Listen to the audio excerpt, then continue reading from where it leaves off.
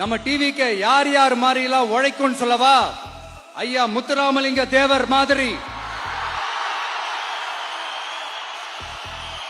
ஐயா வீரன் சுந்தரலிங்கம் மாதிரி,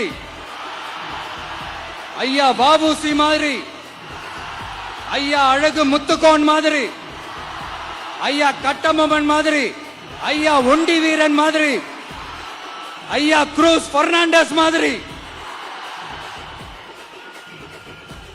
மாதிரி ஒட்டுமொத்த தமிழ்நாட்டு மண்ணுக்கும் உழைக்கும், உழைச்சிக்கிட்டே இருக்கும். இந்த எலெக்ஷன்ல நம்ம டிவிக்கு ஆட்சி அமைஞ்சா அது என்ன அமைஞ்சா அமைக்கிறோம்.